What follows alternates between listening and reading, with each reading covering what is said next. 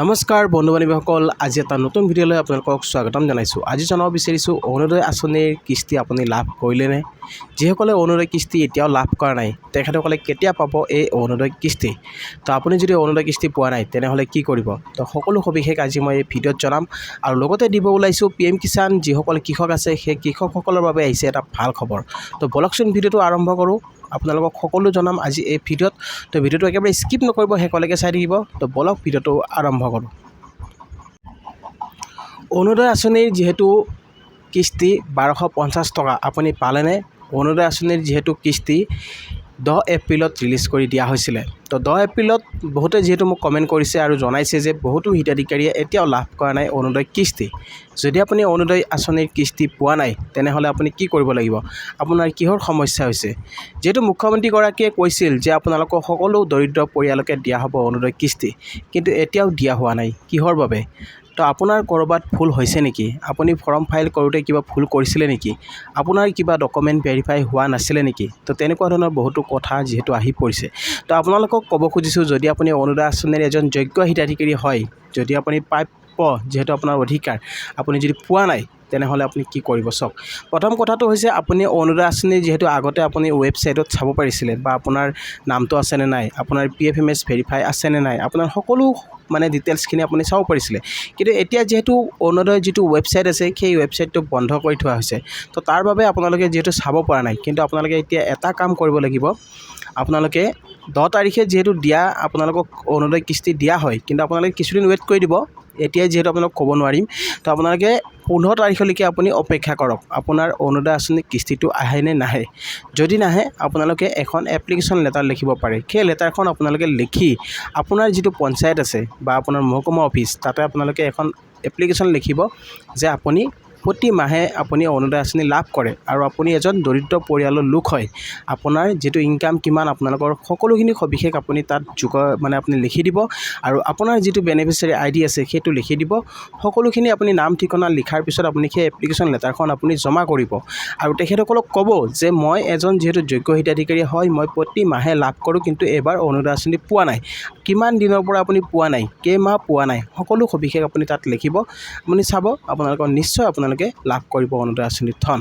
আৰু যিহেতু মুখ্যমন্ত্ৰীয়ে এবাৰ জনাইছে, আগতে যিহেতু আপোনালোকক চাওক, আপোনালোকে অৰুণোদয় আঁচনি ভেৰিফাই কৰিছিলে বা আপোনালোকৰ যিহেতু ঘৰত মানুহ গৈছিলে, এবাৰ যিহেতু মুখ্যমন্ত্ৰীয়ে জনাইছে যে আপোনালোকৰ ঘৰত মন্ত্ৰীসকল যাব, মন্ত্ৰীসকলে গৈ আপোনালোকৰ বুজ ল'ব যে আপোনালোকে যোগ্য হয়নে নহয়। যিসকল যোগ্য হ'ব সেইসকলক সকলোকে দিয়া হ'ব বুলি মুখ্যমন্ত্ৰীয়ে জনাইছে। সকলো দৰিদ্ৰ পৰিয়ালে লাভ কৰিব বুলি জনাইছে। তো আপুনি এবাৰ যিহেতু চিন্তা নকৰিব, এবাৰৰ পৰা যিহেতু অহাবাৰ ইলেকশ্যনৰ পাছতে এই যিহেতু সুবিধা দিয়া হ'ব বুলি কৈছে, আপোনালোকে ইলেকশ্যনলৈকে কেইদিনমান ৰখি দিয়ক। ইলেকশ্যনৰ পাছত আপোনালোকে এই সুবিধাসমূহ লাভ কৰিব। আৰু ৰেচন কাৰ্ড থকা প্ৰতিগৰাকী মহিলাৰ বাবে ভাল খবৰ। যদি আপোনাৰ ৰেচন কাৰ্ড আছে তেনেহ'লে আপুনি নিশ্চিত আপুনি অৰুণোদয় আঁচনি লাভ কৰিব। আৰু এবাৰ দিয়া হ'ব যিহেতু অৰুণোদয় আঁচনি সকলো পৰিয়ালকে। যিবিলাক ধনী ঘৰৰ মানুহ আছে সেই ধনী ঘৰৰ নামবিলাক কৰ্তন কৰা হ'ব। মন্ত্ৰীসকল আপোনাৰ ঘৰত যাব, গৈ চাব আপোনালোকে যোগ্য হয়নে নহয়। কিন্তু এটা কথা মনত ৰাখিব, আপোনাৰ ঘৰত যদি 3-4জন মেম্বাৰে যদি লাভ কৰি আছে, তেনে ক্ষেত্ৰত হয়তো আপোনালোকে নাপাব পাৰে, কিন্তু আপোনালোকৰ ঘৰৰ পৰিয়ালৰ এজনেহে লাভ কৰিব, কিন্তু 3-4জনে লাভ নকৰে। তো সেই কথাটো মনত ৰাখিব। আৰু আপোনাৰ যদি যিহেতু আৰ্থিক অৱস্থা একেবাৰে বেয়া, আপুনি যিহেতু অৰুণোদয় আঁচনি লাভ কৰে কিন্তু আপুনি 3-4 মাহ ধৰি বা 5 মাহ হৈ গৈছে আপুনি পোৱা নাই, তেনেকুৱা ক্ষেত্ৰত আপোনালোকে অভিযোগ কৰিব পাৰিব। তো অভিযোগ কৰিবলৈ হ'লে যিহেতু মন্ত্ৰীসকল আপোনালোকৰ ঘৰত আহিলে আপোনালোকে নিশ্চয় ক'ব পাৰিব। তো এইটো এটা আপোনালোকক যিহেতু মই ইম্পৰ্টেণ্ট যিটো খবৰ এইটো আপোনাক জনালোঁ। আৰু অৰুণোদয় কিস্তি আপোনালোকে যিহেতু 10 তাৰিখে দিয়া হয়, 10 তাৰিখৰ পৰা 15 তাৰিখলৈকে আপোনালোকে অপেক্ষা কৰক। আৰু আপোনালোকে এবাৰ বেংক একাউণ্টটো চেক কৰিব। আপোনাৰ বেংক একাউণ্টত মিনি ষ্টেটমেণ্টটো আপোনালোকে চাব। হয়তো আপোনালোকৰ মেছেজ নাহিব পাৰে, কিছুমান ক্ষেত্ৰত যিহেতু আজিকালি মেছেজ অহাটো বহুতে কম দেখা পায়, যিহেতু কম দেখা যায়। যেতিয়া আপোনাৰ KYC নিদিয়ে তেতিয়া আপোনাৰ মেছেজ নাহে। তো আপোনালোকে বেংকত এবাৰ KYC দি দিব। যদি KYCটো আপডেট কৰি দিয়ে নিশ্চয় আপোনালোকৰ মেছেজ আহিব।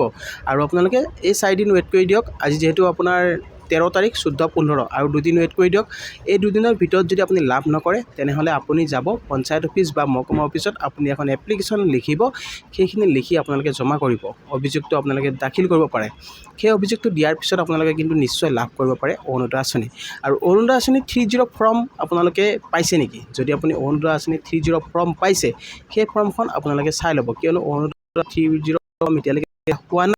তো চৰকাৰে যিহেতু আপোনালোকৰ ইলেকশ্যনৰ কাৰণে ফৰ্ম আপোনালোকক দিয়া হৈছিলে, সেই ফৰ্মখন এতিয়া যিহেতু ইলেকশ্যন কমিটিয়ে সেই ফৰ্মখন যিহেতু বন্ধ কৰি দিছে, কিন্তু সেই ফৰ্মখন নহ'ব। আপোনালোকৰ যিখন আগতে ফৰ্ম আছিলে সেই ফৰ্মখন আপোনালোকে সকলোৱে জানে, আপোনালোকৰ অশোক চক্ৰ আছিলে, সেই ফৰ্মখন তেনেকুৱা হয়। কিন্তু এবাৰ সেই ফৰ্মখন যিহেতু আপোনালোকে যদি মানে এপ্লাই কৰিছে, তেনেহ'লে আপোনালোকে হয়তো নাপাব পাৰে, কিন্তু আপোনালোকে ইলেকশ্যনৰ পাছতহে আপোনালোকে অৰুণোদয় আঁচনি ফৰ্ম মানে 30 ফৰ্ম লাভ কৰিব। আৰু অৰুণোদয় আঁচনি 30 আবেদন যদি কৰিব বিচাৰিছে, আপোনালোকে আপোনাৰ গাঁৱৰ অঞ্চলত আপোনাৰ গাঁওবুঢ়াক আপুনি গাঁওবুঢ়াক সোধক যে তেনেকুৱাকৈ আপোনালোকৰ ফৰ্ম লৈ আছে নেকি, এপ্লিকেশ্যন লৈ আছে নেকি। আপুনি এপ্লিকেশ্যন লিখি আপোনালোকে জমা দিব পাৰে যে আপুনি এজন যোগ্য হয়, বা আপুনি একেবাৰে আৰ্থিক অৱস্থা বেয়া, আপুনি এজন দুখীয়া দৰিদ্ৰ পৰিয়ালৰ লোক হয় বুলি আপোনালোকে সেই বস্তুখিনি লিখিব। আপুনি কিমান দিন আপোনালোকে পোৱা নাই অৰুণোদয় আঁচনি, আপুনি সেইবিলাক কথা আপোনালোকে লিখি দিব, নিশ্চয় আপোনালোকে লাভ কৰিব পাৰে। যেতিয়া অৰুণোদয় আঁচনিৰ নতুনকৈ যেতিয়া স্কিম আহিব, তেতিয়া আপোনালোকে সেই অৰুণোদয় আঁচনিৰ সুবিধাখিনি লাভ কৰিব পাৰিব। তো গাইজ, আপোনালোকে নিশ্চয় বুজি পালে। তো এতিয়া আপোনালোকক লৈ আহিছোঁ PM কিষাণ, যিসকল কৃষক আছে সেই কৃষকসকলক দিব ওলাইছোঁ এটা ভাল খবৰ। তো আপোনালোকক ক'ব খুজিছোঁ যে 17 নং কিস্তি ৰিলিজ কৰি দিয়া হ'ব। তো আপোনালোকে কেতিয়া লাভ কৰিব এই 17 নং কিস্তি? তো 17 নং কিস্তিলৈ আৰু বেছি দিন নাই। যদি আপুনি 16 নং কিস্তি লাভ কৰিছিলে, এবাৰ যিহেতু আপোনালোকে 17 নং কিস্তি লাভ কৰিব বিচাৰি আছে, 17 নং কিস্তি লাভ কৰিবলৈ হ'লে আপোনালোকক যিহেতু মোদীয়ে যিহেতু কৈছে আপোনালোকক সেই কামখিনি আপোনালোকে কৰিলে নে নাই।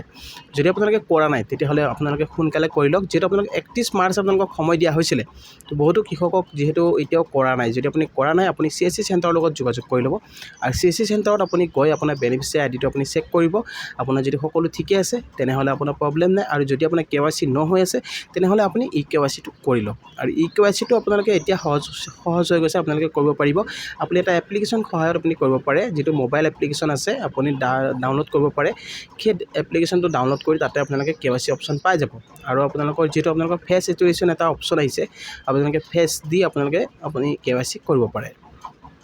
তো গাইজ, আপোনালোকে যদি PM কিষাণৰ কিস্তি লাভ কৰিম বুলি ভাবিছে, তেনেহ'লে আপুনি EKYCটো মেণ্ডেটৰী হয়। আপোনালোকে সোনকালে EKYCৰ কামটো কৰক। EKYC কৰিলেহে আপুনি লাভ কৰিব PM কিষাণৰ 17 নং কিস্তি। আৰু যদি PM কিষাণৰ 17 নং কিস্তি লাভ কৰিব বিচাৰিছে, তো বেনিফিচিয়াৰী ষ্টেটাছটো আপুনি এবাৰ চেক কৰি চাব। আপোনাৰ বেনিফিচিয়াৰী ষ্টেটাছ সকলোখিনি বস্তু ঠিকে হৈ আছেনে নাই। আপোনাৰ লেণ্ড ছেডিং হওক, আপোনাৰ KYC হওক, আপোনাৰ আধাৰ ছেডিং হওক, এই তিনিটা বস্তু যদি আপোনাৰ অ'কে হৈ থাকে, তেনেহ'লে আপুনি লাভ কৰিব 17 নং কিস্তিৰ ধন। তো গাইজ, আপোনালোকে নিশ্চয় বুজি পালে। আৰু 17 নং কিস্তি আপোনালোকক কেতিয়া দিয়া হ'ব? 17 নং কিস্তি আপোনালোকে জুনৰ ভিতৰত লাভ কৰিব।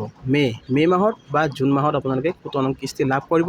কিন্তু তাৰ আগতে আপোনালোকে KYCৰ কামখিনি সম্পূৰ্ণ কৰক। যদি আপুনি KYCৰ কাম নকৰে, তেনেহ'লে কিন্তু আপুনি 17 নং কিস্তি নাপায়। তো সকলো কৃষককে মই এইটোৱে অনুৰোধ কৰিব বিচাৰিছোঁ, আপোনালোকে CSC চেণ্টাৰত যাব। CSC চেণ্টাৰত গৈ আপোনালোকে যোগাযোগ কৰক, আপোনাৰ বেনিফিচিয়াৰী নম্বৰটো লৈ যাব।